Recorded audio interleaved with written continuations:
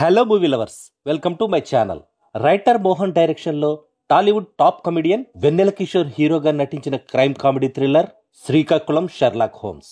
వెన్నెల కిషోర్తో పాటు అనన్య నాగళ్ళ, రవితేజ మహాదాస్యం, సియా గౌతములు కీలక పాత్రలు చేసిన ఈ మూవీ నచ్చకపోతే తనకి కాల్ చేయండి అని డైరెక్టర్ కాన్ఫిడెంట్ గా తన నెంబర్ కూడా ఇవ్వడంతో ఆడియన్స్ లో మంచి బజ్ క్రియేట్ అయిన ఈ మూవీ ఎలా ఉందో ఈ రివ్యూలో చూద్దాం.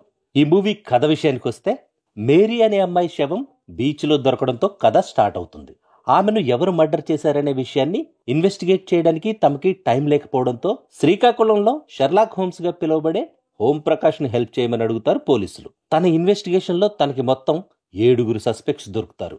తను ఆ 7 ఎంక్వైరీ చేస్తున్న టైంలో మేరీ హత్య వెనక కొన్ని ఊహించని ఆసక్తికరమైన విషయాలున్నట్లు తెలుస్తుంది. అసలు ఆ 7లో మేరీ హత్య చేసింది ఎవరు? ఆ హత్యకు అసలు కారణమేంటి?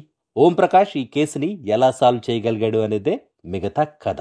ఈ సినిమా ప్లస్ పాయింట్స్ విషయానికి వస్తే, శ్రీకాకుళం షెర్లాక్ హోమ్స్ గా డిటెక్టివ్ రోల్లో వెన్నెల కిషోర్ పర్ఫెక్ట్ గా సెట్ అవడం, అనన్య నాగళ్ళ కూడా తన క్యారెక్టర్ లో పర్ఫెక్ట్ గా సెట్ అవడంతో పాటు చాలా బాగా యాక్ట్ చేయడం, మల్లికార్జున్ నారగాని సినిమాటోగ్రఫీ బాగుండడం, రైటర్ మోహన్ ఎంచుకున్న మంచి కథ ఈ సినిమాకి ప్లస్ పాయింట్స్.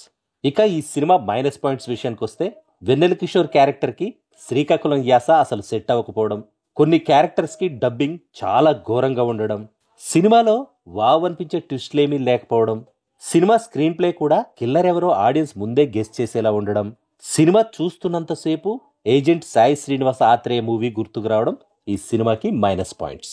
ఫైనల్ గా చెప్పాలంటే, అక్కడక్కడ నవ్వించే కామెడీ సీన్స్ తో ప్రాపర్ ట్విస్ట్లేమీ లేకుండా డైరెక్టర్ రైటర్ మోహన్ ఒక డిటెక్టివ్ క్రైమ్ థ్రిల్లర్ ని డిజైన్ చేసుకోవడంతో మంచి సినిమాగా మారాల్సిన ఈ మూవీ కాస్త యావరేజ్ గా మిగిలిపోయింది. That's all in this review friends. మళ్ళీ నెక్స్ట్ రివ్యూలో కలుసుకుందాం. Thank you for watching.